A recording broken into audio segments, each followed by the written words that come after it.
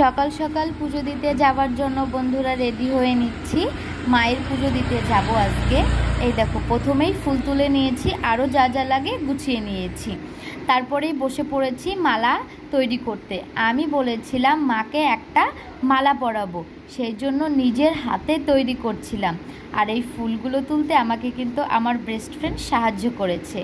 এই দেখো, মালাটা তৈরি করে নিয়েছি নিজের হাতে, আমি যতটুকু পারি। তারপরেই নিজেরা রেডি হয়ে নিয়েছিলাম এই যে পুজো দিতে যাবার জন্য। এই যে রেডি হয়ে আমরা সবাই বেরিয়ে পড়েছি।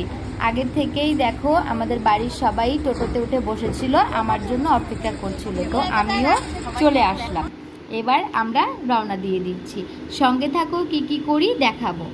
তারপরই দত্তফুলিয়া থেকে মায়ের জন্য প্রসাদ কিনে নিলাম। দিদি কিনছিল, এই যে দিদিরও কেনা হয়ে গেল, আমাদের সবারই হয়ে গেছে প্রসাদ কেনা মায়ের জন্য। এবার আবার আমরা রওনা দিলাম আমাদের পুজো দিতে যাওয়ার জন্য। এই দেখো চলে এসেছি যেখানে পুজো দেবো। এটা হচ্ছে আমাদের দত্তফুলিয়া শ্মশান। চলো তোমাদের আমাদের শ্মশানটা ঘুরে একটু দেখাই। এই দেখো, এটা হচ্ছে আমাদের দত্তফুলিয়া শ্মশান। দেখতেই পাচ্ছ ওখানে কি করে, আর আমি বললাম না।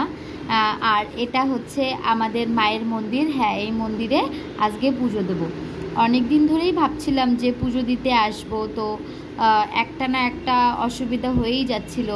তো আজকে মা মুখ তুলে তাকিয়েছে, যার জন্য মায়ের কাছে আসতে পেরেছি। একটু দেরি হয়ে গেছিলো, তারপরেও ভালোই পৌঁছে গেছিলাম মায়ের কাছে, মায়ের মন্দিরে। দেখো কত সুন্দর মন্দিরটা, দেখেছো? মায়ের সামনে আসলে যেন একটা আলাদাই শান্তি লাগে। কেন জানি না, এটা হয়তো সবার ক্ষেত্রেই হয়, আমার ক্ষেত্রে একা না। তো আজকে কি করি তোমাদের সঙ্গে ওই জন্য শেয়ার করলাম।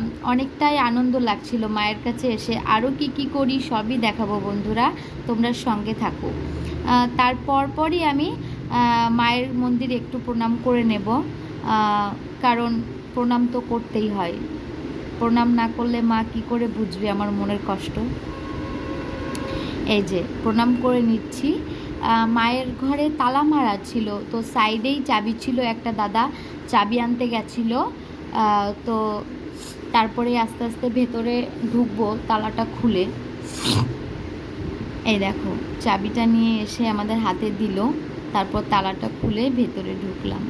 আজকে বাবুর উদ্দেশ্যে আরও বেশি আসা, বাবুর জন্যই পুজো দেওয়া। বাবুকে বসিয়ে দিলাম পাশে। এই যে আর এক বাবু, এই দেখো প্রণাম করছে। আমি এই যে প্রথমেই বাবাকে মালা পরিয়ে নিচ্ছি। ভোলে বাবাকে দুটো মালা গেঁথেছিলাম, একটা এই বাবার জন্য আর একটা মায়ের জন্য।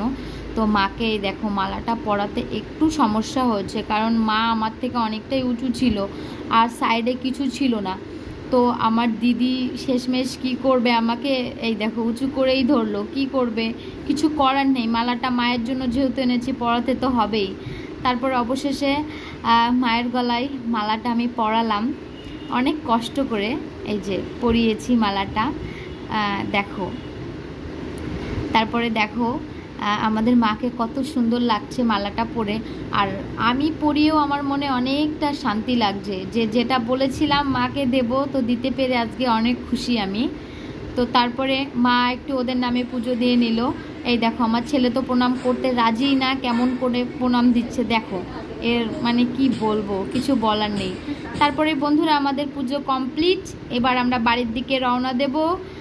সঙ্গে থেকো, যেভাবে পাশে আছো, টাটা।